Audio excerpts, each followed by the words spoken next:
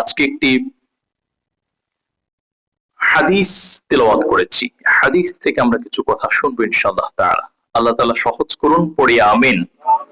সম্মানিত প্রিয় ভাইরা, আবু মালিক আশআরী রাদিয়াল্লাহু তাআলা আনহু থেকে বর্ণিত, তিনি হচ্ছে রাবি', যিনি হাদিস রচনা করেছেন। হাদিসের মৌলিক উদ্দেশ্য হচ্ছে জান্নাত উপযোগী মানুষ তৈরি করা। কি তৈরি করা? জান্নাত উপযোগী মানুষ তৈরি করা। জান্নাতি মানুষের কিছু কোয়ালিটি, কিছু গুণ থাকবে। এই কোয়ালিটি গুলো যে ব্যক্তি অর্জন করতে পারবেন, আল্লাহ তাআলা তাকে জান্নাতের কিছু কক্ষ রেখেছেন, ওই কক্ষের মধ্যে আল্লাহ তাআলা স্থান করে দিবেন। সুবহানাল্লাহ। সম্মানিত প্রিয় ভাইরা আমার, আসলে আমরা হাদিসটা জানি, এরপর আমরা বুঝতে পারবো। আল্লাহ রাসূল সাল্লাল্লাহু আলাইহি ওয়াসাল্লাম বললেন, ক্বালা রাসূলুল্লাহ সাল্লাল্লাহু আলাইহি ওয়াসাল্লাম, ইন্না ফিল জান্নাতি গুরফান ইউরা যাহিরুহা মিন বাতিনিহা ওয়া বাতিনুহা মিন যাহিরিহা আ'আদ্দাল্লাহু লিমান আলানাল কালাম। সুবহানাল্লাহ। বললেন আল্লাহ তাআলা চার শ্রেণীর মানুষের জন্য জান্নাতে এমন কিছু কক্ষ, এমন কিছু রুম রেখে দিয়েছেন, যে রুমের থেকে ভিতর থেকে বাহিরের দৃশ্য পরিপূর্ণভাবে সুন্দরভাবে দেখা যায়। আরো আস্তে সুবহানাল্লাহ। এবং কোন মানুষ যখন বাহিরে দাঁড়িয়ে থাকবে, সেই কক্ষের ভিতরের সমস্ত কিছু তার দু চোখ ভরে দেখতে পারবে। সুবহানাল্লাহ। জান্নাতি কক্ষের নাম, সম্মানিত প্রিয় ভাইয়েরা। কিন্তু আল্লাহ তাআলা বললেন, আমি যে এমন কক্ষ রেখে দিয়েছি, এটা কোন মানুষদের জন্য? কোন মানুষগুলো ভাগ্যবান হবে, কারা সেই জান্নাতের কক্ষে যেতে পারবে? তখন আল্লাহ রাসূল সাল্লাল্লাহু আলাইহি ওয়াসাল্লাম বললেন, আলানাল কালামা, ওই সমস্ত মানুষ যাদের মুখের আচরণ খুব সুন্দর। সুবহানাল্লাহ। যারা সুন্দরভাবে আচরণ করে, কথা বলে, নমনীয় ভাবে, সুন্দরভাবে অপরের সাথে কথা বলে, ওই ব্যক্তির জন্য আল্লাহ তাআলা এমন জান্নাত রেখে দিয়েছেন। সুবহানাল্লাহ। সম্মানিত প্রিয় ভাইরা, দ্বিতীয় নম্বর ক্যাটাগরি, আল্লাহ রাসূল সাল্লাল্লাহু আলাইহি ওয়াসাল্লাম বললেন, ওয়া তা'আমাত তুআবা, ওই ব্যক্তি সেই জান্নাতে যাবে যে ব্যক্তি ক্ষুধার্তদেরকে খাবার খাইয়াতো। সুবহানাল্লাহ। যিনি এতিম ছিলেন, মিসকিন ছিলেন, এতিমের ঘরে গিয়ে খাবার দিয়ে আসতো, ক্ষুধার্ত যিনি ছিলেন তাকে খাবার খাওয়াতো, এমন ব্যক্তিকে আল্লাহ তাআলা ওই পরিমাণ জান্নাত দিবেন। সুবহানাল্লাহ। সম্মানিত প্রিয় ভাইয়েরা, এরপর রাসূল সাল্লাল্লাহু আলাইহি ওয়াসাল্লাম তৃতীয় নম্বর ব্যক্তির কথা বললেন, ওয়া তাবা'a সিয়াবা, যখন রমজান চলে যায়, রমজান চলে যাওয়ার পরে গোটা বছর কিছু মানুষ আছেন যারা অল্প অল্প করে নফল রোজা করেন। যেই ব্যক্তিগুলো আল্লাহ তাআলার স্মরণে, তার গুনাহ মোচনের জন্য অল্প অল্প করে নফল রোজার সদকাটা আল্লাহ তাআলার কাছে পাঠাবে, আল্লাহ তাআলা ওই ব্যক্তিকে জান্নাতের ওই কক্ষে স্থান করে দিবেন। সুবহানাল্লাহ।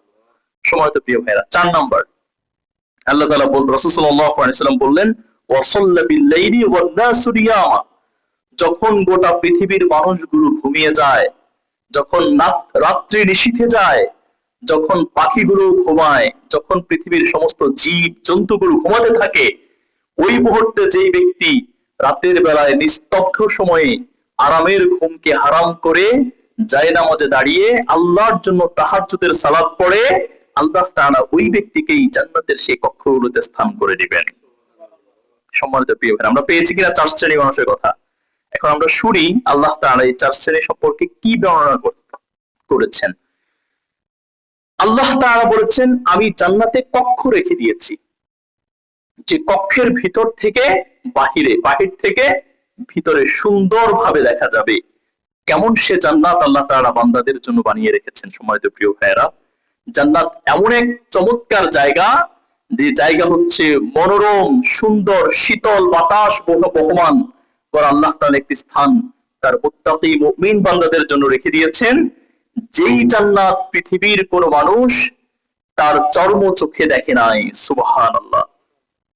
বিশ্বনবী সাল্লাল্লাহু আলাইহি সাল্লামকে প্রশ্ন করেছিলেন একবার এক সাহাবী, বললেন, রাসূল, জান্নাত কেমন? আপনি একটু আমাদেরকে জান্নাতের বর্ণনা শোনান।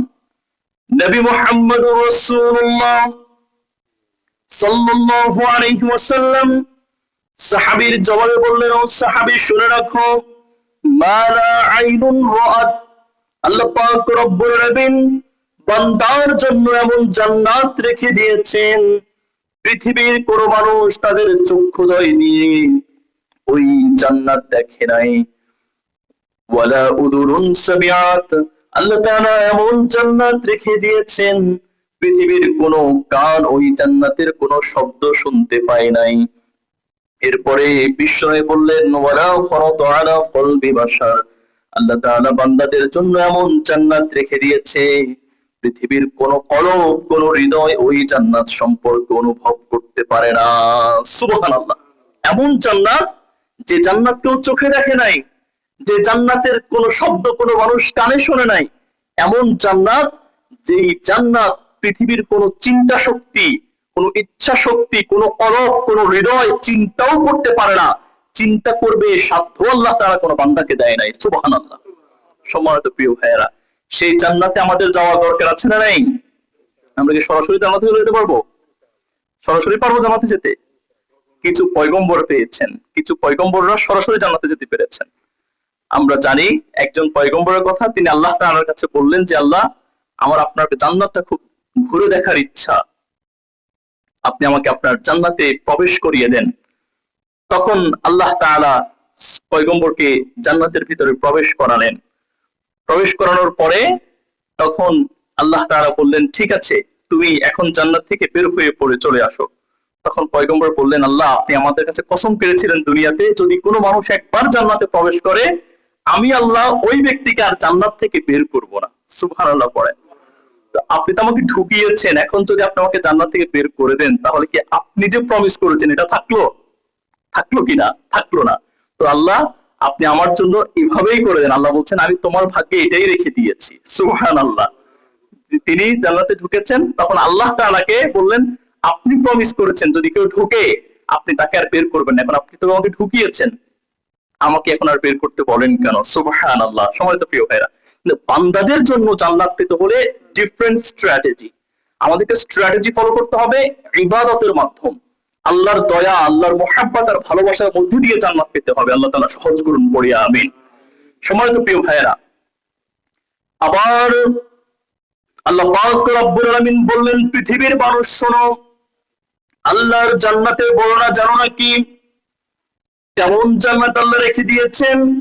এই পৃথিবীতে আল্লাহ পাক রব্বুল আলামিন যতগুলো সাগরের মধ্যে পানি দিয়েছে, এই পানির পরিমাণ যত বেশি, পৃথিবীতে যত গাছপালা দিয়েছেন, এই গাছগুলো যদি কলম হয়ে যায় আর সাগরের পানিগুলো যদি কালি হয়ে যায়, এই গাছ নামক কলম দিয়ে, সাগর নামক পানি দিয়ে যদি তোমরা আল্লাহর জান্নাত এবং জাহান্নামের বর্ণনা লিখতে আরম্ভ করে দাও, তোমাদের গাছ নামক কলম শেষ হয়ে যাবে, সাগর নামক পানি শেষ হয়ে যাবে, কিন্তু আল্লাহর জান্নাত এবং জাহান্নামের বর্ণনা রেখে শেষ করা যাবে না।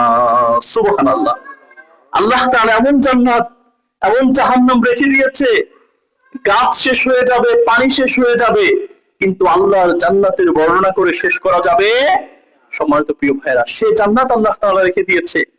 এবং আল্লাহ পাক বললেন বুজুহু ইয়াওমাইযিন নাঈমা লিসাইহা রাদিয়া ফি জান্নাতিন আলিয়া।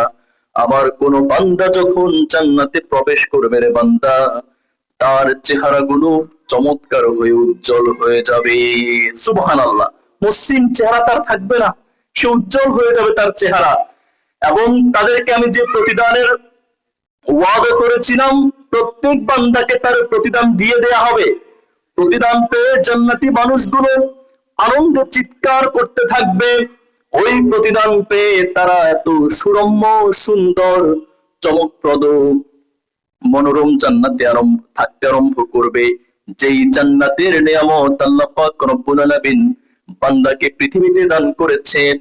সেই জান্নাতের নিয়ামত আল্লাহ পাক রব্বুল আলামিন বান্দাদের হাতে উঠিয়ে দেওয়ার পরে বান্দাদেরকে জিজ্ঞেস করবেন, ও পৃথিবীর বান্দারা, আমি তোমাদেরকে যে ওয়াদা করেছিলাম সেই ওয়াদা তোমরা আমার কাছ থেকে পেয়েছো কিনা? তখন সমস্ত জান্নাতি বান্দাগুলো বলবে, আল্লাহ আপনি আমাদেরকে যে ওয়াদা করেছিলেন আমরা সমস্ত ওয়াদা পেয়ে গেছি। সুবহানাল্লাহ।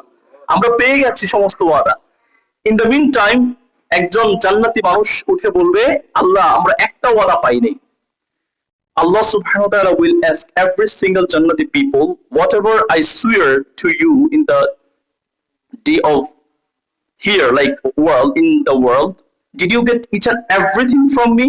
Allah subhanahu wa ta'ala ask to each and every people of paradise. Each and everyone will say, yes, Allah, we got whatever you promised. But from them, one of the Jannati people will say to Allah that, Allah, we did not get one promise what you were supposed to give us. আপনি আমাদেরকে যে promise করেছেন সেখান থেকে আমরা একটা পাইনি। তখন আল্লাহ তাআলা বলবে, কোন সে প্রমিস তোমরা পাও নাই? তখন বলবেন, আল্লাহ আপনি আমাদেরকে বলেছেন জান্নাতে যখন আপনি আমাদেরকে আনবেন তখন আপনি আপনার নুরানি চেহারা আমাদেরকে দেখাবেন। তখন আল্লাহ তাআলা বলবেন যে ঠিক আছে, আমি আমার নুরানি চেহারা তোমাদেরকে দেখাতে চাই। সুবহানাল্লাহ। সেদিন আল্লাহ তাআলা জান্নাতি ব্যক্তির সেই আরজির কারণে আল্লাহ তাআলার নুরানি চেহারা জান্নাতি পিপলদের সামনে দেখাবেন। সুবহানাল্লাহ। যেই জান্নাতি ব্যক্তিরা আল্লাহ তাআলার নুরানি চেহারা দেখবেন সাথে সাথে তারা সেন্সলেস হয়ে পড়বে। সুবহানাল্লাহ। তারা কনশাসলেস হয়ে পড়বে। তারা চিন্তা করবে আমরা কি দেখলাম, কি আমাদের সামনে আসলো, আল্লাহর কোন নূর আমাদের সামনে ধর্ণা দিল, আমরা এটা কোনোভাবেই সহ্য করতে পারছি না। সম্মানিত প্রিয় ভাইয়েরা, আল্লাহ পাক রব্বুল আলামিন সেই জান্নাতের কোন কোনায় কাঞ্চায় আমাদেরকে আল্লাহর নূর দেখার তৌফিক এনায়েত করুন, পড়ি আমিন। সম্মানিত প্রিয় ভাইয়েরা, এই ছিল জান্নাতের বর্ণনা। আমরা এখন জানবো যে 4 শ্রেণীর ব্যক্তি সম্পর্কে আমরা কথা বলেছি, যে 4 শ্রেণীর ব্যক্তি সম্পর্কে আল্লাহ তাআলা জান্নাতি কোয়ালিটি মানুষদের গুণ বর্ণনা করেছেন। এক নম্বর হচ্ছে আ'আদাল্লাহু লিমান আনালাল কালাবা, ওই ব্যক্তি যে ব্যক্তি জন্য আল্লাহ তাআলা জান্নাত রেখে দিয়েছেন সে ব্যক্তি যে নরম সুরে কথা বলে, যে সফট ল্যাঙ্গুয়েজ ইউজ করে। My beloved brothers in Islam, Allah subhanahu wa ta'ala kept the Jannah for that kind of people who is used to using the soft language with others, whose words are very kind and gentle, who basically use the gentle words and kind words whenever he is talking to others. That's the type of the people who will get into Jannah. Allah has kept this Jannah for this kind of people. My beloved brothers in Islam, that is why we have got a teaching from here not to speak to others with harsh language, not to speak to a people with a difficult language, with jealousy words. We should remove jealousy words from us. Whenever we will speak to others, we just need to deliver the soft and mild mannered word. If we can show ourselves such a mild mannered person, then that is the biggest sadaqah. Prophet sallallahu alaihi wasallam said, subhanallah. যদি আমরা আমাদের মুখের বাণী, আমাদের সুন্দর আচরণ অপরের সাথে দেখাতে পারি, এটা হচ্ছে আল্লাহ তাআলার জন্য আপনার পক্ষ থেকে একটি চমৎকার সাদাকা। সুবহানাল্লাহ। আমরা পারবো তো এটা? বিষ্ণু সাল্লাল্লাহু আলাইহি বলেছেন, আপনি যখন তার সাথে কথা বলবেন আপনি হাসি দিয়ে কথা বলেন। আপনার হাসিটা তাবাসসুম, যখন আপনি মুচকি হাসবেন, smile is a sadaqa. Whenever you are talking to others, just try to do a smile. Smile is sadaqa, Prophet sallallahu alaihi wasallam said. প্রিয় ভাইরা আমার, আপনি হাসি দিবেন, হাসি দিয়ে কথা বলাটাই হচ্ছে একটা সাদাকা। হাসির মধ্যে সওয়াব আছে না নাই? সমাজের প্রিয় ভাইরা, আমরা সেটা করব। আমরা কেউ প্রশ্ন করলে, কেউ কথা বলে আমরা মুখ বেজার করে থাকবো না, আমরা তাকে সুন্দরভাবে রেসপন্স করার চেষ্টা করবো। আল্লাহ তাআলা সহজ করুন, পড়ি আমিন। সম্মানিত প্রিয় ভাইরা, এরপরে one sahabi asked Prophet sallallahu alaihi wasallam that, "O Prophet, what is basically the Islam? What the Islam is? Islam জিনিসটা কি? আপনি আমাদেরকে বলেন।" তখন রাসূল সাল্লাল্লাহু আলাইহি ওয়াসাল্লাম ওই সাহাবীকে উত্তর দিয়েছেন, Islam is basically two things: tibul kalami wa it'amut ta'ami. Tibul kalam, whenever you are using the soft language with your neighbor, with your brother, with your colleague, with your friends, that is basically a sadaqah, and that's the real Islam. Subhanallah. That's the real Islam. Tibul kalam, whenever you are speaking to others, try to use the soft language with them. And another thing is, Prophet sallallahu alaihi wasallam said, "Wa it'amut ta'am."